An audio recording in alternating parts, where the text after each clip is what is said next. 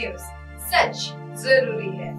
नमस्कार दर्शकों, ये है MNS न्यूज नेटवर्क और आप देख रहे हैं MNS न्यूज टीवी। मैं हूं आपके साथ श्रद्धा तिवारी। तो आइए देखते हैं आज की कुछ खास खबरें। एक नजर डालते हैं आज की हेडलाइंस की ओर। मॉरिशस में भी राम लहर, 22 जनवरी को सरकारी कर्मचारियों को मिलेगी स्पेशल छुट्टी। अयोध्या में लहराए भगवा की रंगत से रंगा देश का हृदय, इंदौर में भी हुआ राममय। एक इंजीनियर ने अपने घर पर बनाया अयोध्या राम मंदिर। आइए देखते हैं खबरें विस्तार से। मॉरिशस में भी राम लहर, 22 जनवरी को सरकारी कर्मचारियों को मिलेगी स्पेशल छुट्टी। धर्म नगरी अयोध्या में 22 जनवरी 2024 को होने वाले भव्य राम मंदिर उद्घाटन समारोह में भाग लेने के लिए हिंदू धर्म के सरकारी कर्मचारियों को मॉरिशस सरकार ने 2 घंटे का विशेष अवकाश देने का ऐतिहासिक निर्णय लिया है। मॉरिशस में हिंदू धर्म का एक बड़ा अनुयायी वर्ग है और वह राम मंदिर का निर्माण उनके लिए खास धार्मिक महत्व रखता है।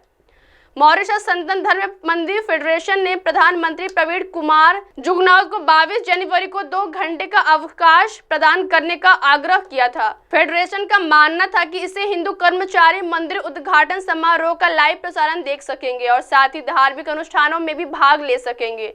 प्रधानमंत्री जुगनौथ ने इस अनुरोध को स्वीकार करते हुए मॉरिशस के सभी सरकारी कर्मचारियों को 22 जनवरी को 2 घंटे का अवकाश देने की घोषणा की। उन्होंने कहा, यह अवकाश राम मंदिर के ऐतिहासिक निर्माण के शुभ अवसर पर हमारे हिंदू भाइयों और बहनों की धार्मिक भावनाओं और परंपराओं का सम्मान करने का एक छोटा सा प्रयास है। राम मंदिर का उद्घाटन भारत में ही नहीं बल्कि पूरे विश्व में हिंदू समुदाय के लिए एक ऐतिहासिक और महत्वपूर्ण घटना है। मॉरिशस सरकार का यह निर्णय साबित करता है कि धर्म और आस्था विश्व को जोड़ने का एक शक्तिशाली माध्यम है। आइए बढ़ते हैं अगली खबर की ओर। अयोध्या में लहराए भगवा की रंगत से रंगा देश का हृदय, इंदौर में भी हुआ राममय।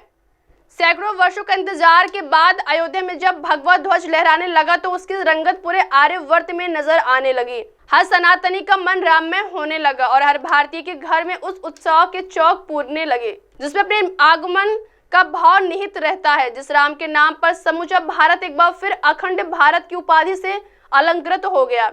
शुक्रवार को श्री राम महोत्सव सबके Ram Govind Ram Shakespeare institute of management and research के सभागृह में हुआ।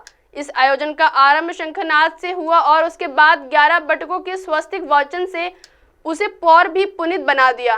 मंच के एक और सजा श्री राम दरबार तो दूसरी ओर जन जन के राम की चर्चा।